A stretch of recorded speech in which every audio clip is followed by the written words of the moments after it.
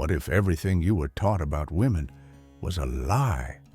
Not just the fairy tales, not just the romance, but the very essence of who you believed they were. This isn't about hate. This is about truth, and truth doesn't care if you're ready for it. They told you fairy tales, wrapped in silk, dipped in sugar, and sold as truth. But the truth? The truth was buried beneath myths, beneath history, beneath her smile. Women are not what they seem, not saints, not demons, but something far more bewildering. Nietzsche looked through the veil 100 years ago, and what he saw?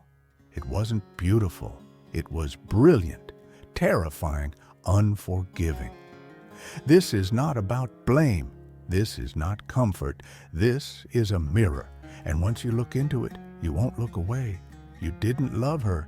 You loved the idea of her, the holy image stitched together by religion, poetry, and desperation, a canvas soaked in your desires, not hers.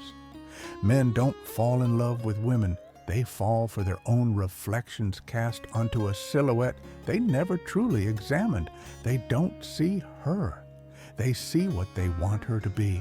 And when reality creeps in, when she dares to be human, flawed, hungry, the illusion crumbles and resentment takes root. You were told she was soft. You were told she was safe. But softness can strangle, and safety is a mask she learned to wear because the battlefield didn't welcome her blade. A woman's strength is not loud. It is not brute.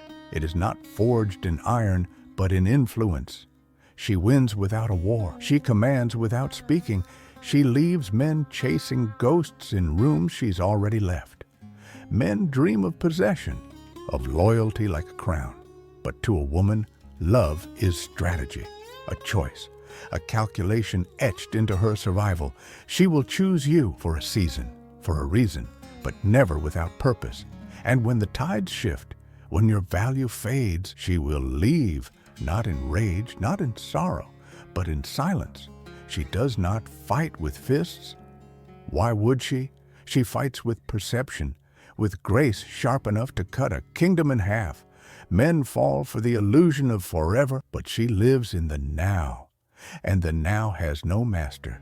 You thought power was yours. You thought she lacked it because she didn't wield a sword. But the sharpest weapons are invisible. A whisper, a glance, a moment of silence that says everything. Kings built castles. But who shaped the king? Who made him believe he could rule? Power doesn't always scream. Sometimes it whispers in the dark and reshapes the world without leaving fingerprints. She doesn't need to be seen. She only needs to be felt. And men? They laugh at what they can't explain. Call it manipulation. Call it deceit. But what is survival if not adaptation? What is influence if not the art of existing in a world that was never designed for you? She bent the rules, twisted the code, not to destroy the system, but to survive it. You called it trickery. She called it instinct. Behind every throne, behind every war, behind every legend, a woman moved the pieces, not always as queen, but always as force. Today, the game has changed. Attention is the throne, influence is the empire, and women are the architects now. You still search for the good woman, but you don't see her because she doesn't play by your rules anymore. You once provided, you once protected, but now you ask, what do I offer? Because she doesn't need you to survive. She never did. She just waited until she didn't have to pretend. And what of love? You believed it sacred, pure. But love is not salvation. It is not peace. It is the most elegant war ever devised. You love recklessly, fully, with hands wide open. But she loves with purpose. She gives with precision, and she never gives all. You offer devotion. She offers options. You cling to promises. She honors opportunity. You thought your love would make her stay, but love isn't glue. It's a mirror. And when it no longer reflects her value, she walks. She doesn't fight for love. She uses it. You cry, bleed, break yourself into pieces. She simply moves on because men love to complete themselves. Women love to elevate. She waits, she watches, and when she chooses, it's never by accident. You thought your loyalty was your strength, but in her world, that loyalty is leverage because love, real love, was never unconditional, not in her mind.